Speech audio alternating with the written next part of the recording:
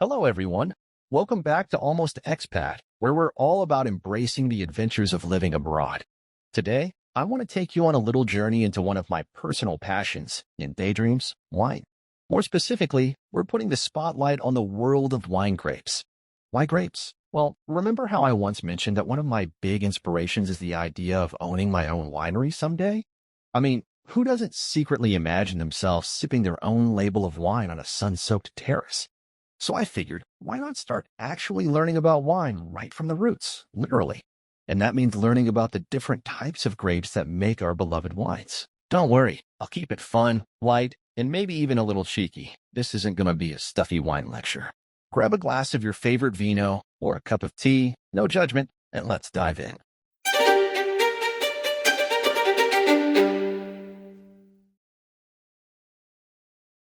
First things first, did you know that grapes used for wine are not the same as the snacking grapes you find at the grocery store? I was surprised too, back when I started digging into this. Those juicy, seedless green or red grapes you toss in your lunchbox are delicious, but they're basically the couch potatoes of the grape family. Great for sitting around and snacking. Wine grapes, on the other hand, are like the elite athletes, smaller, sweeter, thicker skinned, and often full of seeds and intense flavor. They belong to a special species called Vitis vinifera, which sounds like a Hogwarts spell, but just means the common wine grapevine. The big takeaway here is don't try to make Chardonnay by crushing a bag of grocery store grapes. You'll end up with a sad, sugary mess and probably attract fruit flies, not wine connoisseurs. Trust me, some adventurous folks have tried. It doesn't end well. Now, speaking of grapes, let's talk numbers for a second. Ever wonder how many grapes sacrifice themselves for your drinking pleasure? It takes about 400 grapes, give or take a few, to produce a single bottle of wine. That's right, roughly 400 individual grapes give their all for one bottle. So, next time you pour yourself a glass, maybe pour a little out for those grape heroes. Or better yet, just savor every drop in their honor. It also puts into perspective why wine can get pricey. Farming and squeezing all those grapes is serious work. I like to imagine a tiny grape assembly line with hundreds of grapes heroically volunteering as tribute for our next bottle of Merlot. Okay, maybe I've watched The Hunger Games too many times, but you get the idea. All right, so there are different grapes for wine, and a lot of them per bottle. But did you also know there are over 10,000 varieties of wine grapes in the world? 10,000? That fact absolutely blew my mind. I mean, I struggle to name maybe 10 or 15 types of grapes off the top of my head on a good day. Over 10,000 is like a whole galaxy of grapes. If I tried a new grape variety every day, it would take me 27 years to get through them all, and by then there'd probably be new ones, or I'd need a new liver, whichever comes first. In short, no matter how much wine you taste in life, there will always be something new out there. Kind of comforting, right? It means this journey into wine can literally last a lifetime without getting boring. But don't worry, I'm not about to list all 10,000. This video would be longer than the Lord of the Rings trilogy. Instead, let's focus on a handful of famous grape varieties, the rock stars of the wine world that you're likely to encounter no matter where you are. Think of it like meeting the main cast of characters in this grand drama called wine. So, without further ado, let me introduce you to some of the most iconic wine grapes in a fun, almost expat style. Cabernet Sauvignon, the king of red grapes. If grapes had personalities, Cabernet Sauvignon would be the confident CEO who's invited to all the important meetings. It's grown practically everywhere from France to California to Australia. Cab, as the cool kids call it, is known for bold flavors like black currant, black cherry, and a dash of green pepper or mint. It's tannic, that dry feeling in your mouth. Imagine licking a spoonful of black tea. Yeah, that's tannin, and ages beautifully, meaning wines from Cab can sit in a cellar for years and just get better, like a fine, wine. I like to think of Cab as the serious, well-traveled gentleman of the wine world, well-dressed in a suit or an oak barrel, possibly smoking a cigar. This grape often hangs out with its buddy Merlot and famous blends like Bordeaux, kind of like a power duo. Cabernet brings the muscle and structure. Merlot brings the charm. More on Merlot in a second. Fun fact, Cabernet Sauvignon is actually a bit of a late bloomer. The wines often taste even better with age. So if you meet a young cab that's a little too bold or brawny, Give him some time and he'll mellow out and show you his softer side. In short, Cab Sauv is a dependable big shot. If you see it on a wine list, you pretty much know you're in for a rich, robust glass of red. Merlot. Say hello to Cabernet's best friend and, in my view, one of the most approachable red grapes around. Merlot is like that easygoing buddy who's always up for pizza and a movie.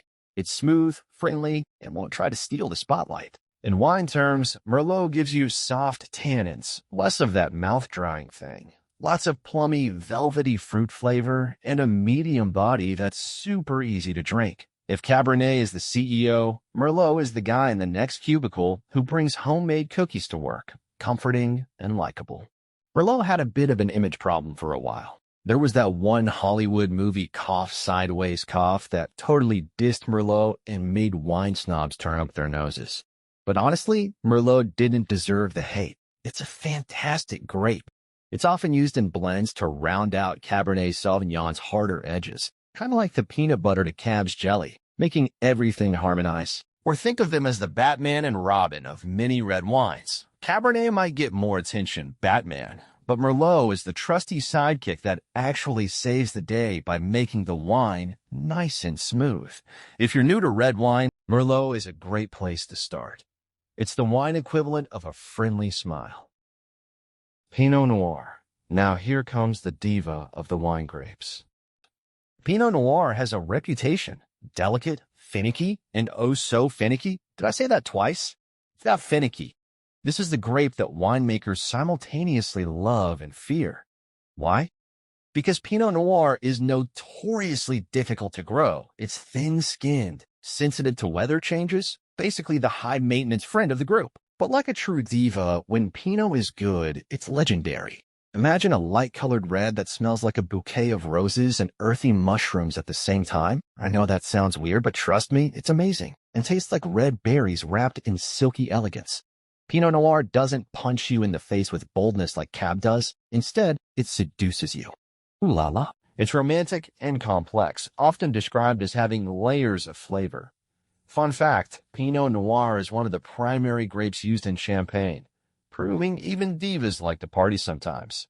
Clinking glasses because it's lighter and less tannic. Pinot is a red wine you can even chill slightly on a hot day. I like to call Pinot Noir the prima ballerina of wines. Graceful, but a ton of effort went in to make it that perfect.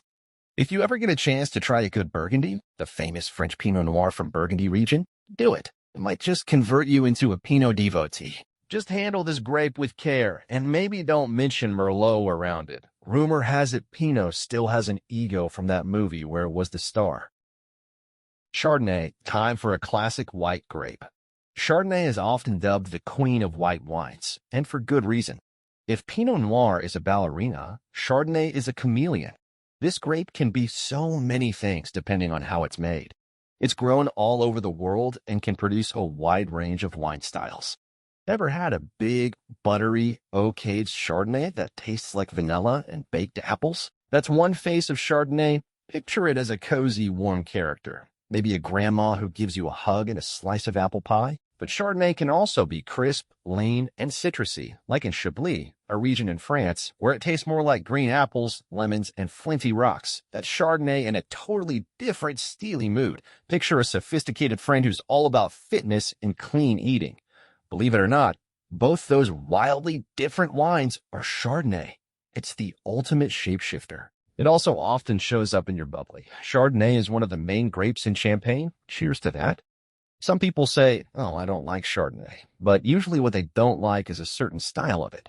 There's probably a Chardonnay out there for everyone, whether you prefer rich and oaky or bright and minerally. Personally, I've gone full circle. I used to think I hated Chardonnay, blame a few overly oaky cheap bottles in my past, but after living in Europe and tasting a crisp French Chablis, I was like, whoa, this is Chardonnay? Where have you been all my life? So keep an open mind with this grape. Chardonnay is basically the versatile actor who can play both the hero and the villain in our wine story. Sauvignon Blanc. Next up is a white grape that's a total zinger. Sauvignon Blanc is like that fun, slightly eccentric friend who shows up to the picnic with a basket full of fresh herbs and a pet lemur. Okay, maybe not the lemur, but they're definitely the quirky one. The wines from Sauvignon Blanc are usually super aromatic and fresh.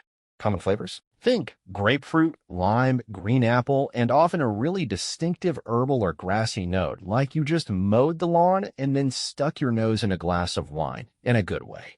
The most famous Sauv Blancs come from places like New Zealand, with in-your-face passion fruit, and yes, occasionally a hint of cat pee smell.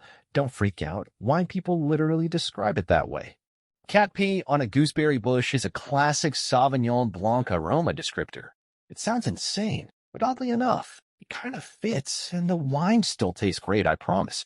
In the Loire Valley in France, like Sancerre, very elegant and mineral. Sauvignon Blanc is usually light-bodied, super zesty, and often bone-dry, making it totally refreshing on a warm day or with something like goat cheese or seafood. I love Sauv Blanc because it's pretty straightforward. What you smell is what you get, and it's almost always a crowd pleaser. I'd call Sauvignon Blanc the free spirit of the wine world. Bright, tangy, a little wild, and always up for an adventure. Riesling, time to give a shout out to a grape that is so often misunderstood. Riesling has a bit of an identity crisis in the eyes of the public. Some people think it's always super sweet, probably because a lot of the Rieslings on store shelves can be sweet, or because your great aunt only drinks that one sweet German Riesling at holidays. But here's the truth. Riesling can be everything from dry to sweet, and it's always aromatic and delicious. A good Riesling is like a laser beam of flavor, loads of bright citrus, peach, and jasmine or honeysuckle aromas, usually high acidity that makes your mouth water, and a purity that's just chef's kiss. It's also one of the most age-worthy white wines. A well-made Riesling can chill in a cellar for decades and emerge tasting even more complex. Fun and weird fact, aged Riesling can smell like petrol. Yep, gasoline. Imagine me at a fancy tasting, swirling my glass, then sniffing and going, hints of lime, peach, and gas station? That definitely raised some eyebrows. But wine geeks love that about Riesling. Don't worry, if you're new to it, you'll probably just smell fruit and flowers. I had to mention it because it's one of those quirky wine facts I can't resist. Anyway, Riesling is grown in Germany, its spiritual home, France, Alsace, Australia, the US, and beyond. It's the poet of white grapes, expressive, sometimes sweet, sometimes tart, capable of telling all kinds of stories. If you've been avoiding Riesling thinking it's all syrupy sweet, do yourself a favor and try a quality dry Riesling sometime. You might just discover a new favorite. Sangiovese. Now, since I'm signing off today with an Italian phrase, it's only fair we talk about a great Italian grape, right? Sangiovese is Italy's most famous grape and the star of many a Tuscan wine. Ever heard of Chianti? Yes, the one you maybe know from that line in Silence of the Lambs, or from those straw-covered bottles at old-school Italian restaurants. Chianti is made from mostly Sangiovese. The name Sangiovese literally means blood of Jupiter. How epic is that? Jupiter being the king of the Roman gods. With a name like that, you know it's got some pedigree. Sangiovese wines typically have a lovely red cherry flavor, sometimes edging into sour cherry, along with rustic notes like dried herbs or even a whiff of tobacco or leather, especially if it's aged in oak. It's medium-bodied with bright acidity, that mouth-watering factor that makes it perfect with tomato sauce. Seriously, pizza or pasta with Sangiovese-based wine is a match made in heaven. Tannin-wise, it's present but not usually overbearing. Maybe like that friend who's a little sharp-tongued but you love them for it.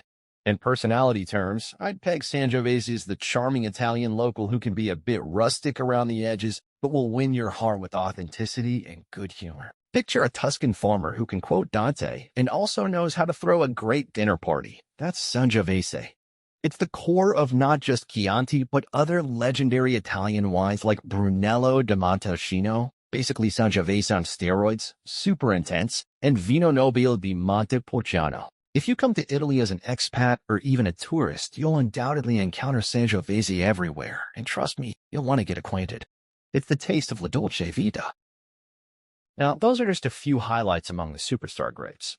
I could go on, shout out to Syrah/Shiraz, a spicy, dark, and somewhat misunderstood cousin who's suave in France and a party animal in Australia. Love you, Syrah. Or Tempranillo, Spain's pride, the backbone of Rioja wines, bringing that easygoing yet refined vibe, and many more. But we'd be here all day, and I think you get the idea. The world of wine grapes is wonderfully diverse and full of character. One of the joys I'm discovering is that each grape has its own story, its own personality, and often a rich history tied to different cultures and regions. As an almost expat, exploring these grapes is like getting to know the places they come from. Every time I learn about a grape, I end up learning something about the country or region it thrives in.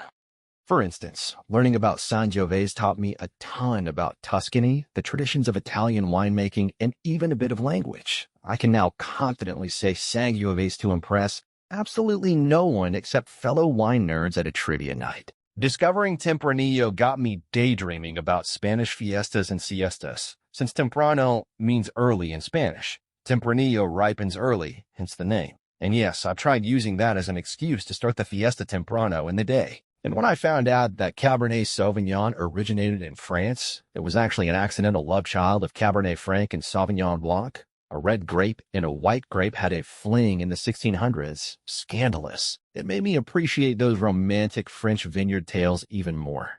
Another cool thing I learned, in the old world, places like Europe with ancient wine traditions, wines are often named after the region rather than the grape.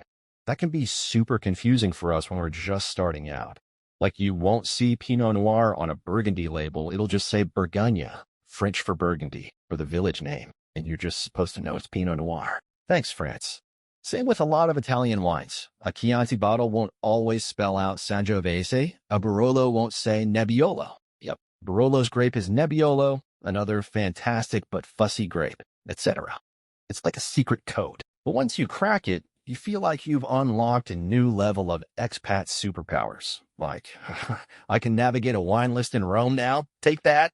It's actually fun, like geography and history class rolled into happy hour. In the New World, US, Australia, South America, etc., they're friendlier to beginners. They usually slap the grape name right on the label big and bold. Thank you, New World, for thinking of our sanity. Learning all this has honestly made my expat experience richer. Wherever I travel or settle, I try local wines, learn which grapes grow there, and it instantly makes me feel more connected to that place. It's amazing how something as simple as sharing a bottle of wine can break down language barriers and create friendships. I've clinked glasses with locals at tiny wine bars in Florence, discussing in a mix of my broken Italian and hand gestures how the Sangiovese this year was bonissimo. I've sat at a vineyard in Spain under the hot sun, sipping a glass of Rioja and understanding just why the Spaniards take their siesta. And I've navigated wine shop in France, feeling triumphant that I remembered Bordeaux equals Cab/Merlot blend, Burgundy equals Pinot Noir, Rhone equals Syrah/Grenache blends, etc. It's like a treasure hunt.